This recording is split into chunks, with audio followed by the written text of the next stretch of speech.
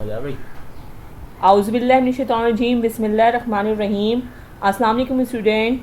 Today we will be looking the topic modes of income of local government of Unit 6 Life in the urban areas of Pakistan. Student, the municipal organization are responsible for the welfare, betterment and service for the people. In order to conduct its affair, a lot of finance is required.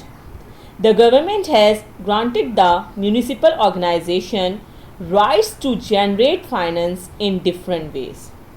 The modes of income of the municipal organization are: first one is property tax. These organizations within their bounds take property tax from owner of houses, shops, market, hotels, etc. Second one is vehicle tax. Every municipal organization issues license and obtain fees from motor cars, rickshaws, carts, hand carts, horse carts, etc. within the municipal bounds. Water supply tax. Municipal bodies obtain fixed fees from people of their areas for supplying water. Income from properties.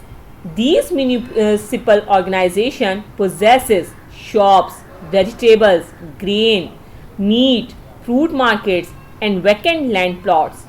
These are rented out to get income.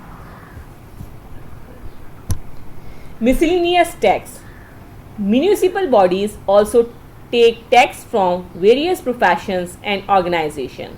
Shops, plots, purchase and sale of land, meat and sweet shops can be charged with additional taxation along with current ones. Last one but not the least, aid from the government. The federal and local governments also provide emergency and special funds for bigger projects and in order to meet expenses. Students, inshallah in our next class we will learn important issues in urban life. Till Jazakallah and Allah Hafiz.